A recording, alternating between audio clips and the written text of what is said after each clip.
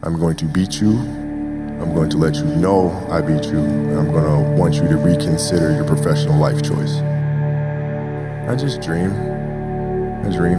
I have dreams, and dreams is they should be pure. And I think a lot of times, when we're born into this world, we actually wind up going backwards. And it seems like the more we mature, the more responsible our dreams become, and the more governors we put on ourselves and our ability to dream and to reimagine. And it's always a fight for us parents and for you guys to make sure that your dreams always stay pure. And so it's not a matter of pushing beyond your limitations or expectations. It's really a matter of protecting your dreams, protecting your imagination. That's really the key. And when you do that, then the world just seems limitless. I think the best way to prove your value is to work, is to learn, is to absorb, to be a sponge. You always want to outwork your potential. And as hard as you believe you can work harder than that. Always that competitive nature, the work ethic, and curiosity. As a leader of a team, it's also your responsibility to elevate the rest of the guys. And what people tend to get stuck on a lot is saying, okay, the way to make players better is to pass them the ball when they're open. That's a very trivial way to look at things. What you have to do is you have to get them emotionally to want to be better. You have to get them to an emotional space where they wake up every morning driven to be the best version of themselves, right? And how do you do that?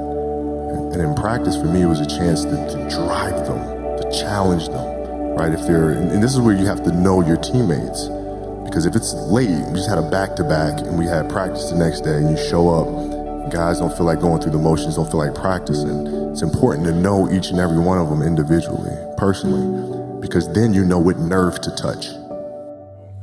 Basketball for me was the most important thing. So everything I saw, whether it was TV shows, whether it was books I read, people I talked to, everything was done to try to learn how to become a better basketball player. Everything. And so when you have that point of view, then literally the world becomes your library to help you to become better at your craft. Like I see a lot of players take vacations with other players that are close friends. And they'll just take vacations just to take vacations, or just hang out just to hang out. Like I never did that.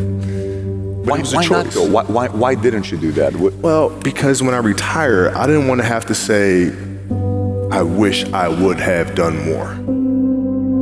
When I went in the trainer's room, my kids are in there, and they're looking at you and stuff, and I'm looking at them, and I'm like, it's all right. Dad's gonna be all right. Mm-hmm. It'll be fine. It'll be all right. It'll be all right. It'll be all right.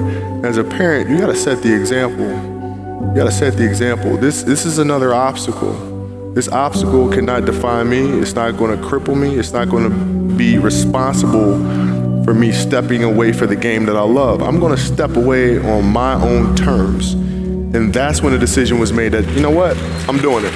If we have a project and you're saying, okay, I can do that, that's not the project we want. The projects that say, I don't know if I can animate that.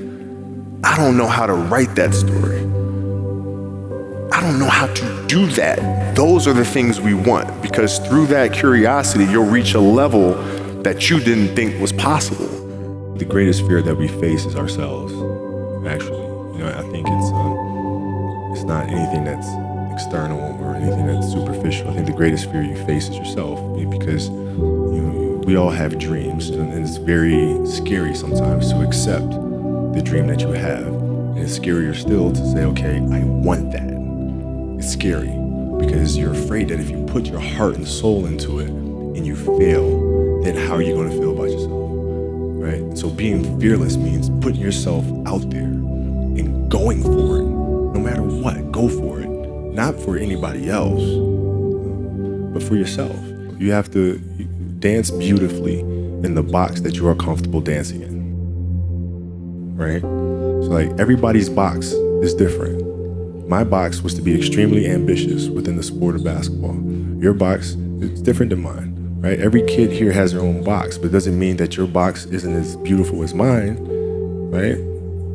Everybody has their own. It's your job to try to perfect it and make it as beautiful of a canvas as you can make it. And if you have done that, then you have lived a successful life. You have lived with Mamba Mentality, right? So it doesn't mean you have to go out here and do all of these crazy things. I'll have to be like this person or that person. No, what are you comfortable being? What is it that you want to do with your life? And once you have that, then you try to live it to the best of your ability.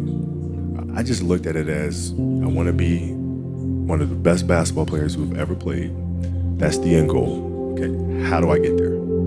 How do I get there? And every decision I made in my life was centered around the process of helping me eventually get there. You know what I'm saying? So I had that purpose. And once I had that purpose, every decision that I made was centered around that purpose. My vision of what my goal is changed drastically as I got older. It's like as a kid, I said, I want to be the best ever. Right? And now you go through your life and everything you do is try to be the best ever, be the best ever, be the best ever. And as you get older, you start understanding that those things are very superficial things. Right? And everybody has a different opinion about it. No matter what you do, I can win 20 championships. There's always an opinion on who's the best. Everybody has different opinions. And so I started really kind of understanding maybe that's not the important thing. Maybe the important thing is to, how do we as a team grow?